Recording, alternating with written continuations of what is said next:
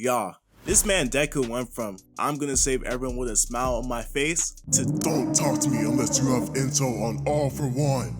Today we're breaking down the full arc, and trust me, you're gonna want to see how it all went down. So we start in the hospital, right? Deku was still out cold sleeping like a baby from almost losing his life to Shigaraki back in the war. We go inside to the voices in his head. What they're trying to tell him is that One For All is best suited for someone who don't got a quirk, which explains how All Might was straight thugging with it for so long. He was making it look like it was a lifetime subscription out there.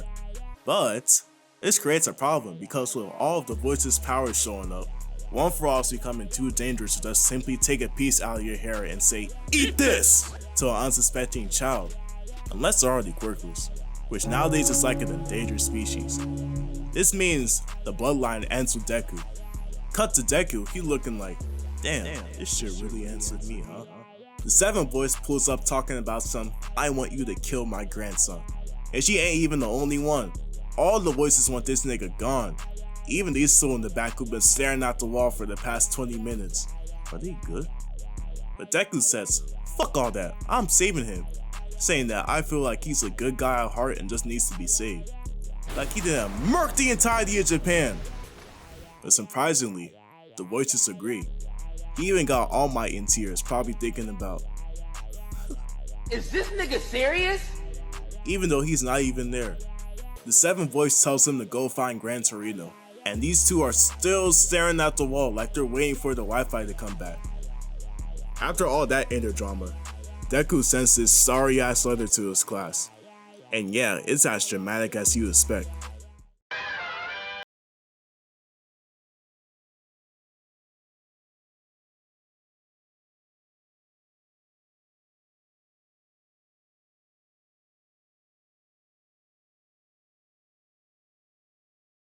He's leaving all his day ones behind because he thinks he's the only one who can beat All For One.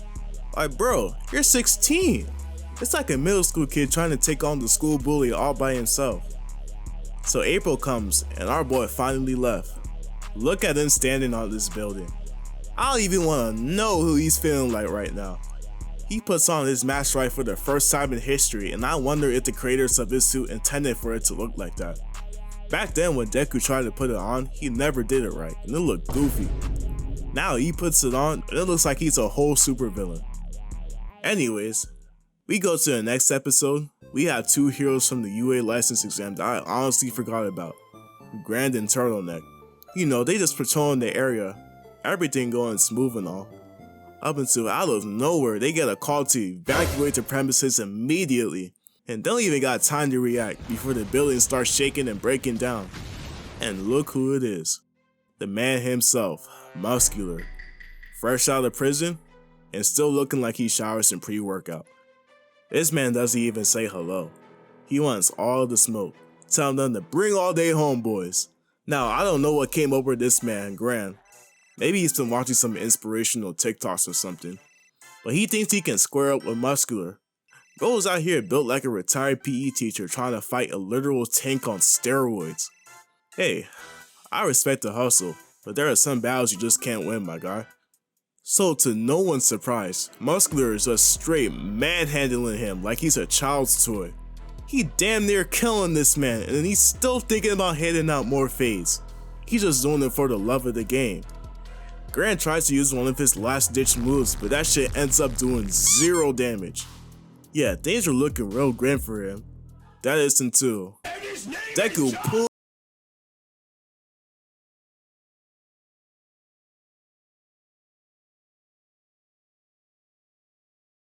Muscular quickly recovers. He looks up, and all the memories start flooding in. This man is beyond geeked. He's damn near about to wet his pants just looking at Deku. This grown ass man is literally foaming at the mouth for a 16-year-old kid. Someone gotta call the cops, bro. So then he jumps into the building and flips it over. I have no idea what he was trying to do with that, but hey, we keep it pushing. From this point on, Deku is straight aura farming. He uses his gas to, I guess, look cool handing off Gran the Turtleneck. He tells her to get treatment for him ASAP and then speeds off. The sixth voice shows up hyping up Deku and telling him to make a way to win using his quirks as tools. Deku uses float, and he's coming up with a plan to use his gas to narrow down his vision and make Muscular go where he wants him to. Spidey sense, danger sense activates, and Muscular pulls up from absolutely nowhere. Deku dodges, grabs him with his suspicious black tendrils, and slams that man into the lake. He comes down like he's the second coming of Christ, and immediately gets to interrogating him. Where is Shigaraki? Where is All For One? Who let you out? Muscular says he don't know. They just broke him out. And that proves he just doing this for the love of the game. Deku is still interrogating him, asking why he's going so far. Muscular says he wants to live his life to the fullest. Deku proceeds to call him by his full government name, which got him heated. Deku looking at him like he just successfully rage-baited, bro. From this point on, Deku fully locks the fuck in.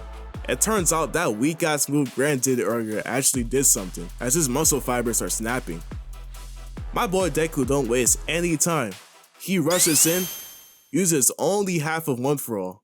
Mind you, back then, he needed to use 1,000,000%, and even then he was still fighting for his life. He then proceeds to one-shot Muscular. He got my man looking crazy with his eyes white and tongue sticking out his damn mouth. Deku then proceeds to lie to us and say this is his full power. Yeah, dude's deadass just aura farming. So he cuts to the police station. He drops bro off like he's returning the library book and basically tells the guards to deal with it and speeds off. Deku then meets up with All Might in this shady ass alley, looking like they both about to deal drugs. But nah, All Might is just going over the little gadgets and devices he gave to Deku, seeing if they're okay. Deku's danger sense activates, and just like that, bro's gone. He didn't even say goodbye or nothing. He just focused on the grind. That's enough drama for one day, right? Right? Nope. Deku said, next side quest, let's go. Next up, we got this furry looking ass lady running away from something. She gets approached by some low level NPCs and they even waste time. No questions or nothing. They immediately start blasting her with scientific ninja tools, and she ain't even do nothing to them. Now this gotta be some form of racism. And then they keep jumping to conclusions assuming she's trying to hurt them. But then Deku shows up not even a full hour after folding Muscular, pulling up like the friendly neighborhood One For All Spider-Man to break it up. Deku tells him to stop being racist and that she ain't even trying to do nothing. The NPCs run off and then we finally have some peace and quiet. It turns out she was trying to evacuate and get to a shelter. She asks him if things will ever go back to normal and Deku says in this Batman-ass voice, "I'll make it go back." This is when All Might pulls up in this fresh-ass sports car with sliding doors. Damn, I wonder how much that shit costs. Well, he is a symbol of peace, so it makes sense him being able to afford it. All Might hands Deku a nice little homemade meal, and this is probably the last time you'll see Deku smile for the rest of the season. He thanks them and leaves fast as hell, leaving the furry behind with All Might. Now he's standing on yet another building. Still, I don't know who he's feeling like. Moon Knight, Red Hood, Spawn? No clue. The voices in his head appear again, and guess what? 2 episodes later. These two are still posted up on the wall like it owes them money.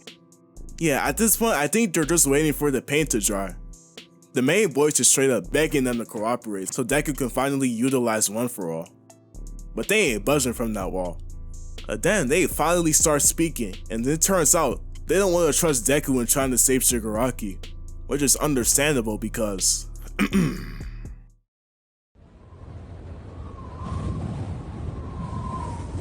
You playing Minecraft.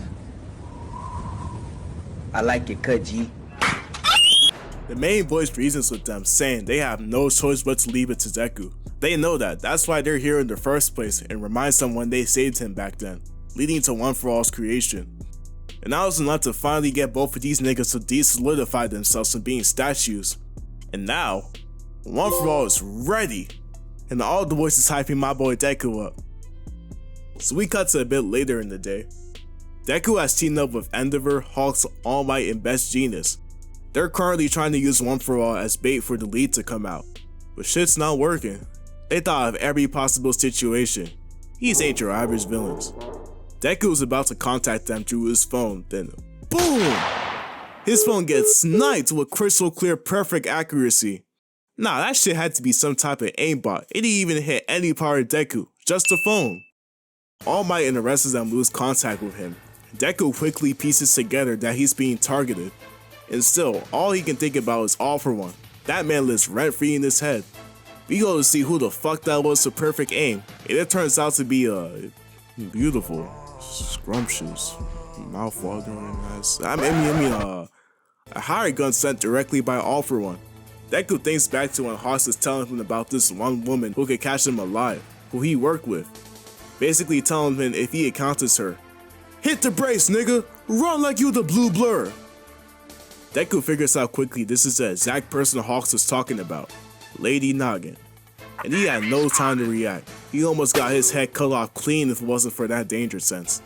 Deku was blue screening, thinking if he should listen to Hawks and run or fight. Lady Nagant quickly stops that thought process and gives him another perfectly aligned shot that Deku barely catches. But it ain't done there. She sends him another one, and that sends him flying off to the buildings. We get this little segment explaining that her power is molding bullets to any shape she wants. She takes a piece out of her hair, hardens it, and turns it into her bullets. So she's pretty much built into a human. Deku is starting to be able to tell where she is, and decides to close in the distance on her. We go to Lady Nagant and look who she has with her. Another one of Deku's victims. Overhaul. My man out here looking absolutely defeated. I don't even know if he's in his right state of mind. All he can mumble out is, Pops, I need you. I guess Lady Nagant is trying to use him for something. But right now, he's been broken down to say the same lines of code over and over again.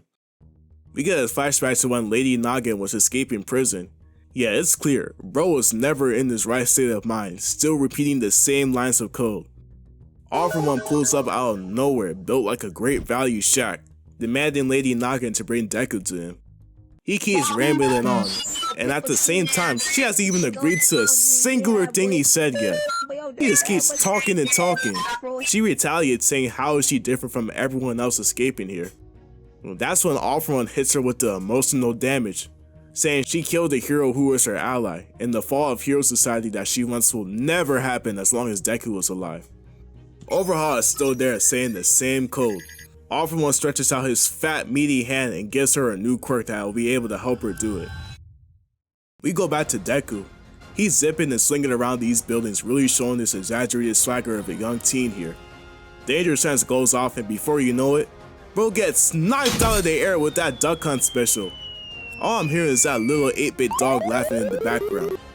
Deku pieces how the hell he got hit, and it turns out that quirk All For One gave her is called Airwalk, which pretty much gives her infinite range.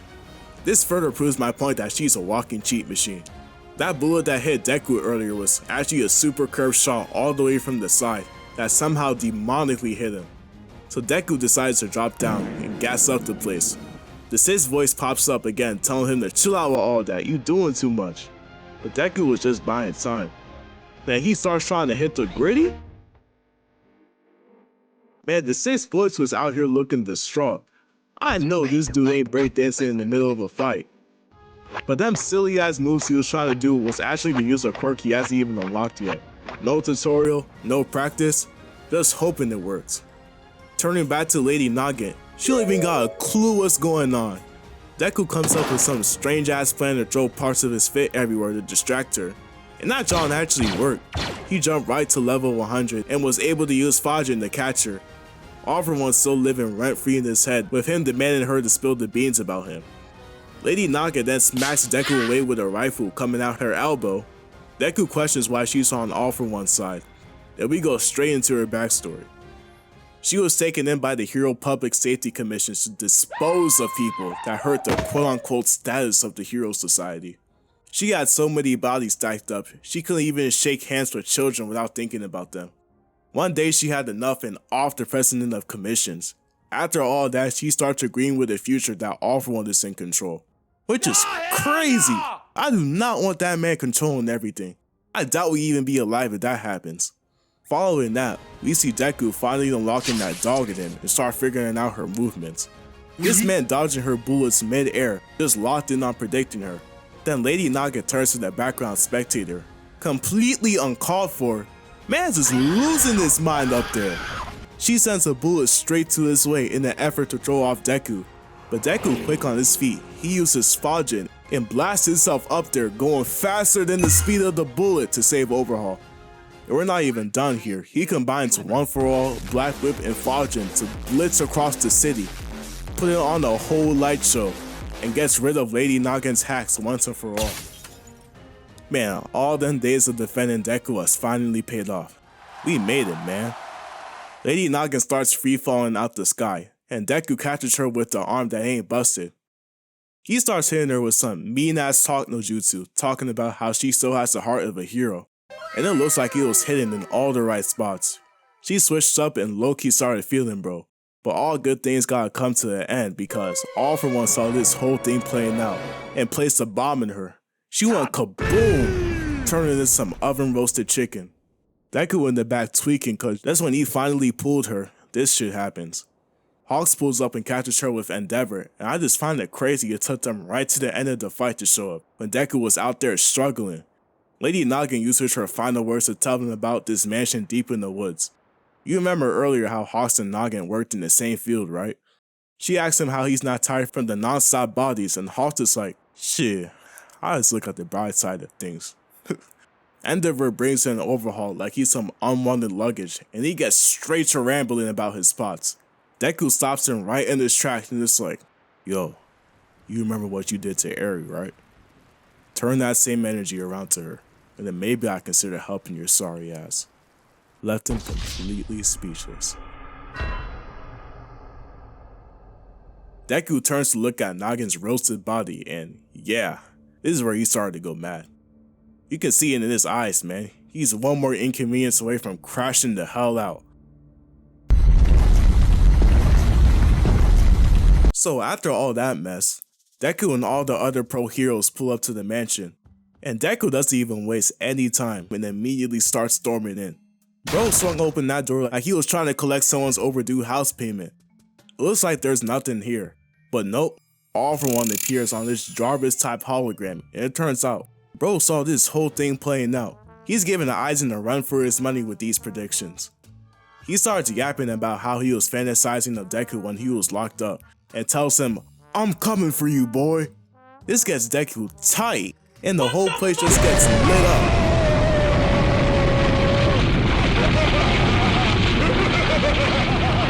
We get this Family Guy-ass colorway to them chilling in some containment place.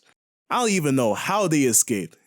Yeah, this is fine. Yup, everything's alright. All good over here. Hawks gets a text from All Might, and you wouldn't believe it. This man Deku already done pieced up the op. He looking at us like we the one who sent that fraud over there. All Might is like, damn, I never taught him how to do that.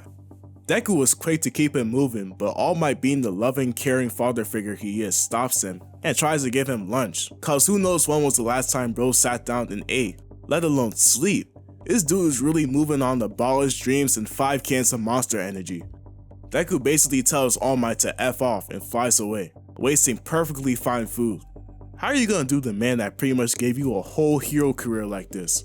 We turn to see a suspicious man eavesdropping on the whole thing, and oh my god, look who we have here.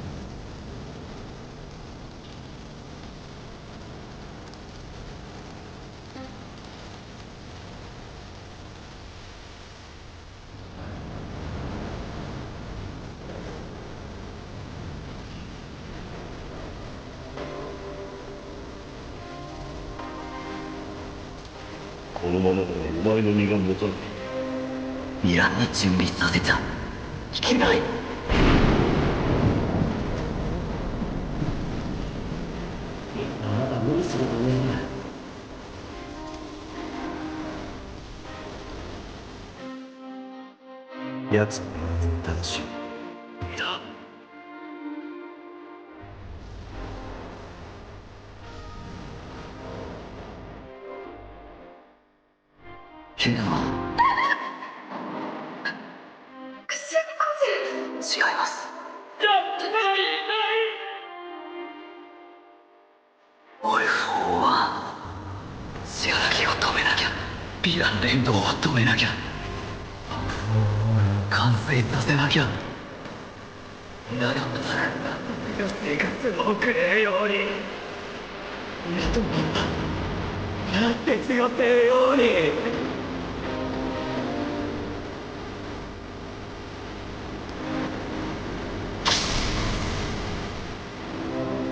少女王様一人そしていい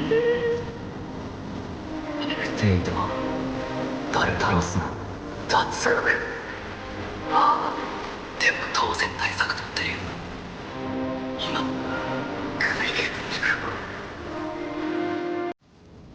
エピソッド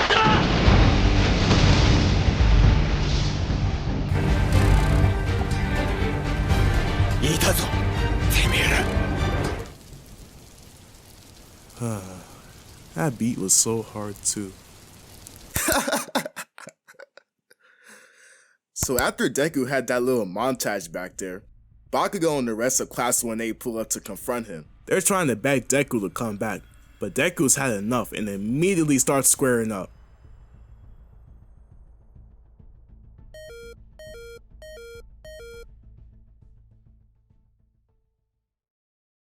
So we begin with Deku busting out that mysterious gas.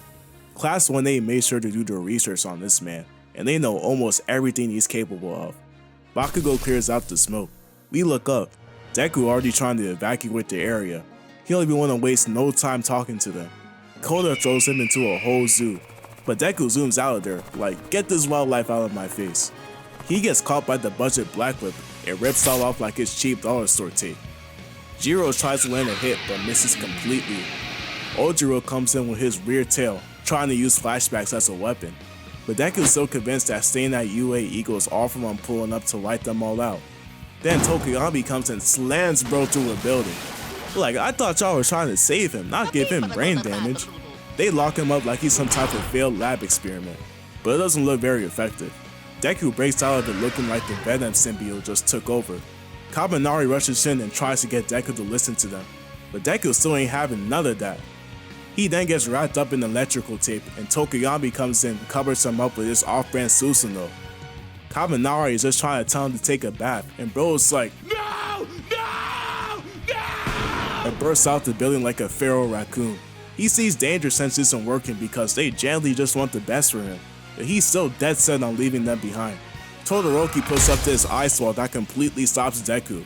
Man, I know that shit had to hurt. Deku is probably seeing stars right now.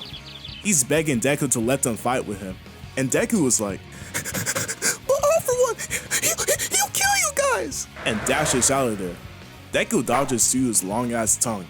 Then everyone's favorite character shows up and tries stopping him with his balls. Pause. Just look at Deku's face, man. He's seriously considering sliming them all at this point. He gently places bro down like he's a baby, and then starts charging up Black Whip and Fajin. Uraraka tries to stop him, but bro's already out of there. They come up with this last dish ultimate team combo move, and man, just cue the music.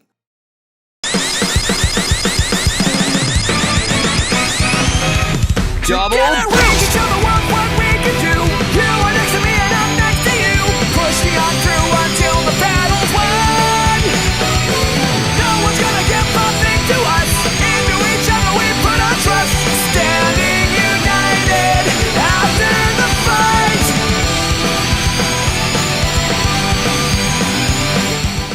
Tanya manages to catch up to Deku, and my boy is lost. He doesn't even know how he got up there.